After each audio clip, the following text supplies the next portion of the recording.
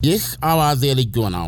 ከ10 ቀናት በፊት እዚህ አዲስ አበባ ከ20 በላይ የአፍሪካና ሌሎች ሀገራት የተውጣጡ ለእስራኤል የጸለዩና የቀደሱ ሌት አፍሪካ ጎ ኮንፈረንስ 2025 መካሄዱን ከእስራኤል ኤምባሲ ያገኘነው ዜና አመለከተ።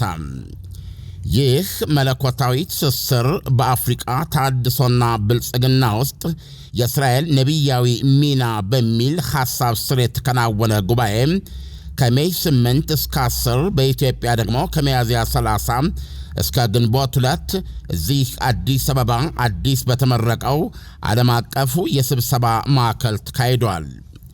ወንጌላውያንና ሌሎች ክርስቲያን መሪዎች የተሰባሰቡበት ለኢየሩሳሌም ሰላም፣ ለታጋች እስራኤላውያን ወደ ቤተሰቦቻቸው በደህና መመለስና በአፍሪካና በእስራኤል መካከል ያለው ግንኙነት እንዲጠናከር ለመጸለይ ነበረ። እስራኤል ከአፍሪካ ሀገራት ጋር ያላት ግንኙነት በጋራ ታሪክ፣ እሴቶችና እምነት ላይ ያተኮረ መሆኑ በጉባኤው ላይ በአጽንኦት ተመልክቷል። እዚህ በኢትዮጵያ አዲስ አበባ የእስራኤል አምባሳደር ዶክተር አብርሃም ንጉሴ ለጉባኤው አደራጆች፣ ለፕሮግራም አቅራቢዎችና ለታዳሚዎች ከፍ ያለ ምስጋናቸውን ገልጸዋል።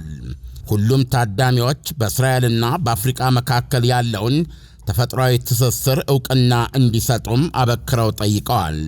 ሌት አፍሪካ ጎ ሙቭመንት ፋውንደር ማለትም አፍሪካ ወደፊት ትራመድ ንቅናቄ መስራች ፓስተር ዶክተር አበራ ሀብቴ መሆናቸው ተገልጿል።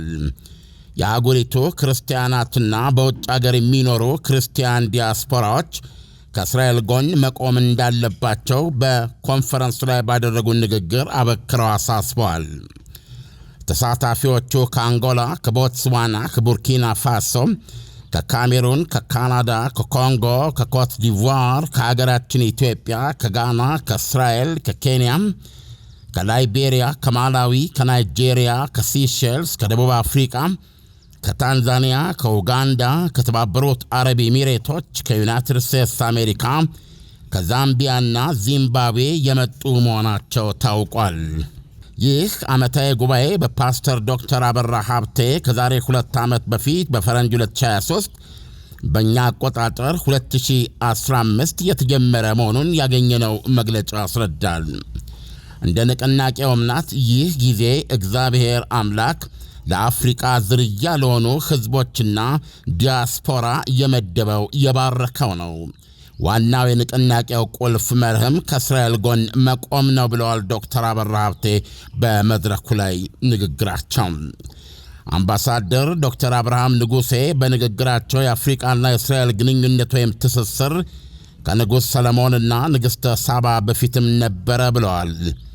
አሁንም በልማት፣ በደህንነት፣ በሕክምና፣ በእርሻ፣ በፈጠራና በመሳሰሉ ዘርፎች ላይ በሚካሄድ ጽኑ ትብብር ቀጥሏል ብለዋል። ቀጣዩ አጭር ቪዲዮ የኮንፈረንሱን መንፈስ በመጠኑ ያሳያል። እንድትከታተሉ እንጋብዛለን። Lift up our hands and pray, asking God to open our hearts and our minds that we may receive His revelation.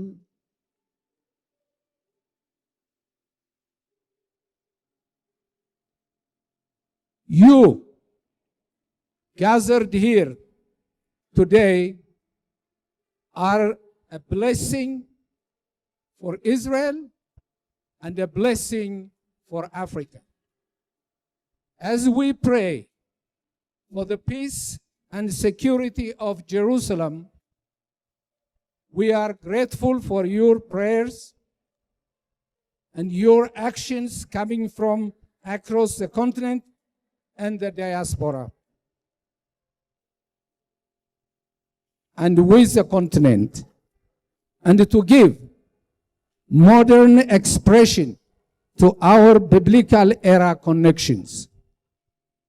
The relationship between Israel and Africa, the continent of the future, is a vital for the benefit of our peoples.